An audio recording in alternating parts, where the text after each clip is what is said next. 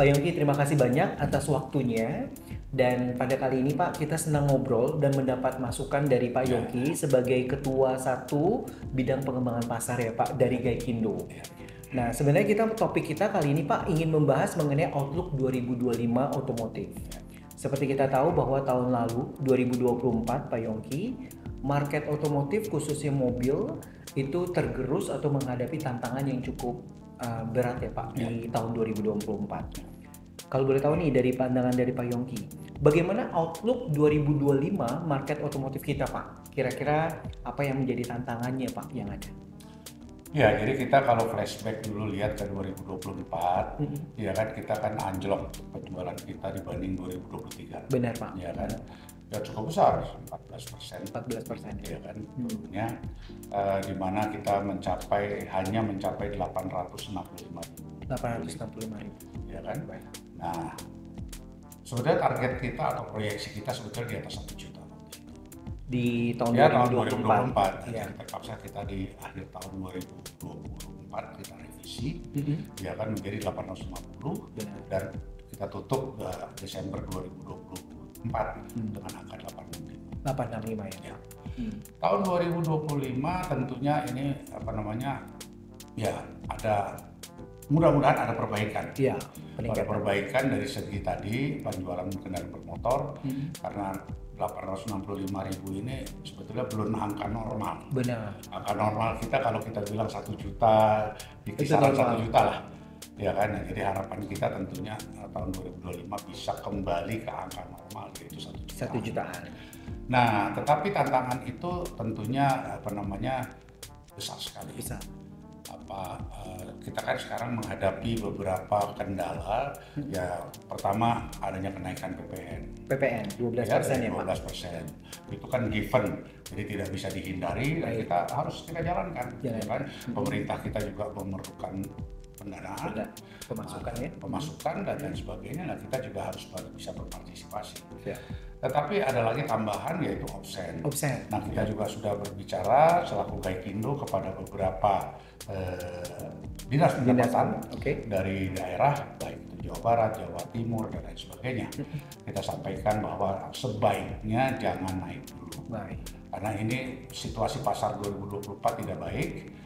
Lalu ada kenaikan PPN, lalu kalau dihajar lagi pakai ini, wah bisa ambruk pasar. Ya kan? Nah, kita memberikan argumentasi itu dan memberikan masukan tadi, begitu juga sampai kepada Menteri Dalam Negeri, dalam hal ini kan Pak Tito selaku Menteri Dalam Negeri, itu yang katakanlah menaungi semua ya, Pemda-Pemda itu. Dan akhirnya di bulan Desember terbitlah satu SE, surat edaran dari beliau, dari Menteri Dalam Negeri, kepada seluruh provinsi yang mengatakan bahwa sebaiknya ini juga ditunda. Ya kan? Nah, itu harapan kami, tapi karena keputusan ini sudah keputusan ini adanya di Pemda. Jadi Pemda itu yang masing-masing yang harus nanti memberikan katakanlah keputusannya, apakah naik atau tidak naik atau bagaimana, naiknya berapa persen dan lain sebagainya. Nah, sampai hari ini kami sudah katakanlah mendapatkan input bahwa ada beberapa provinsi yang membatalkan atau menunda dulu kenaikan ini. Ya, puji Tuhan, alhamdulillah ini didengarlah dari kami himbauan ini. Sebab ini bisa membuat harga mobil kita naiknya tidak signifikan. Nah, dengan itu maka kita berharap juga kita bisa kembali ke angka normal yang saya sebut tadi 1 juta untuk tahun 2025. Nah, kita monitor saja ini sekarang dari bulan ke bulan. Ya kan? Nah, kita juga mesti lihat di sini bahwa penjualan otomotif di Indonesia ini kan 70%, 67% ini dibiayai. Leasing. Benar. Jadi faktor bunga, suku bunga juga berperan. Suku bunga. Kita lihat tahun lalu kan juga suku bunga perbankan cukup tinggi. 6%-an ya Pak? 6,4 bahkan pernah BI repo rate-nya. Nah, itu kalau bisa juga bisa diturunkan. Tetapi kita juga paham dan tahu bahwa pemerintah menjaga stabilitas ini juga tidak semerta-merta bisa menurunkan suku bunga tadi, tapi sudah turun dari 6,25 menjadi 6%. Kan? Nah, mudah-mudahan bisa turun lagi. Itu faktor jangan naik positif malah. Yang juga nggak kalah penting adalah nilai tukar. Nilai tukar rupiah kita ini kan belakangan ini agak melemah. tahun lalu juga. Ya kan adanya selalu di kisaran 16 ribuan dan sebagainya. Bahkan saat ini ada di atas 16 ribu, 16.200 dan sebagainya. Ya mudah-mudahan itu juga bisa menjadi katakanlah indikator atau kalau bisa itu turun. Jadi rupiahnya menguat kembali sehingga tidak para APM ini tidak bingung untuk punya perkiraan untuk menaikkan harga gitu. Iya, Karena ini kita betul-betul kalau kenaikan harga jual itu sama aja kita boleh kata sudahlah pasar akan anjlok banget. Anjlok. Kalau dari sini Pak, dengan melihat beberapa faktor-faktor tadi, kalau dari pandangan Pak Yongki, angka kita bisa ke berapa Pak? Boleh tahu nggak kira-kira? Ya itu, kalau kita bilang ya antara kembali ke 850 sampai 1 juta. 1 juta, di kisaran gitu ya Pak? Kalau bisa di 1 juta lebih bagus. Pasti. Nanti kita akan duduk bersama para APM, ya kan anggota kita akan coba sounding dengan mereka. Karena kami kan tidak tahu, hari ini kita tidak tahu merek ini akan meluncurkan model baru kapan, benar. Ya kan jenis apa, dengan harga berapa, kan kita belum tahu ya Pak. Nah, itu yang tahu kan para APM. Jadi nanti APM kita akan coba panggil untuk duduk bersama di Gaikindo untuk ya kita lihat dan optimisme mereka bagaimana. Nah, dari situlah nanti kita menentukan proyeksi angka penjualan di tahun 2025 itu entah 900, entah 950, entah 1 juta bahkan kalau bisa lebih dari 1 juta. Karena kita sudah lebih dari 10 tahun sejutaan aja ya Pak yang di pasar di Indonesia. Nah tentunya dari sisi lain kita juga harus ya kalau bisa pemerintah misalnya pendapatan per kapita. Ya pendapatan per kapita kita hari ini ada di 5.300 US dollar. Ya kan? Nah kalau itu bisa meningkat ya kan menjadi 6.000 atau 7.000 ya kan dan lain sebagainya. Tentunya itu menjadi acuan sebagai daya beli masyarakat kita. Ya kan? Itu juga tapi itu bukan di tangan kita, itu kebanyakan di tangan pemerintah. Nah kita harapkan misalnya dengan tadi kemudahan itu dan lain sebagainya investasi akan masuk ke Indonesia.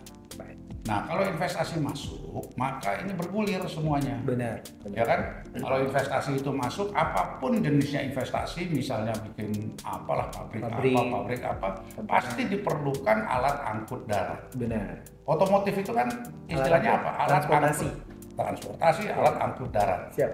Baik itu barang yang diangkut maupun manusia yang diangkut. Ya kan?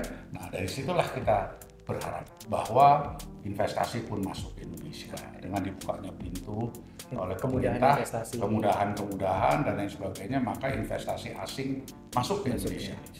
Itu harapan kita. Mantap. Pak, sebagai dari pelaku bisnis nih Pak dari otomotif, Pak Yongki, apa nih yang harus dilakukan agen pemegang merek atau brand owner OEM agar bisa lebih kompetitif di market yang kita lihat di 2025 ini? Challenges-nya tetap ada ya Pak, yang cukup ada tantangan-tantangan yang ada. Gimana nih Pak? Ya sebetulnya kan kunci sukses daripada sebuah brand atau produk yang mau dipasarkan di Indonesia ini atau dimanapun sebetulnya kan cuma 3. The right product, jadi produk yang tepat untuk masyarakat, untuk pasar Indonesia. Yang kedua the right price, harga yang tepat dan timing yang tepat. Right timing. 3 ini ya. Kalau dia bisa punya produk yang cocok, yang disukai masyarakat, ya kan. Kedua harganya juga terjangkau, pas, bisa dibeli, dan yang ketiga tadi timing yang tepat. Kalau itu dilakukan, mestinya sih bisa sukses. Ya kan? Ya tentunya kan mereka tadi harga ya itu kan tergantung efisiensi. Benar. Kerjanya efisien nggak perusahaan ini? Strateginya yang mana nih? Yang mana duluan mau dipasarkan di Indonesia? Ya kan? Market yang paling besar di Indonesia yang mana? Kalau kita bicara market yang paling besar di Indonesia, itu kan jangan kita bicara bentuknya dulu. Saya bicara hanya harganya dulu. Itu kan harga yang 300 juta ke bawah. Bukan 3 juta ke atas. Jadi segmennya begini, ya ini. Yang di bawah ini. Yang 300 juta ke bawah ini yang sini. Ini lebar sekali segmen ini dan besar sekali pasarnya. Itu 1 tahun kira-kira 600 ribu mobil pasar ini. Nah kalau kita jual mobil yang dengan harga lebih tinggi, adanya di sini. Kuenya kecil. Kuenya. Gitu. Jadi ya terserah. You mau pilih yang mana, produk you ada nggak yang bawah, ada nggak yang atas, ada nggak yang di sini. Nah, silahkan pikir, silahkan diskusi, produk yang mana yang cocok, harga mana yang pas juga, dan timing. Oke. Siap. Terima kasih Pak Yongki atas waktunya, dan kami sangat hargai Pak. Ya, terima kasih untuk Pak otomotif nanti untuk kita ngobrol-ngobrol lagi ya, Pak. Boleh. Thank you Pak Yongki. Terima kasih.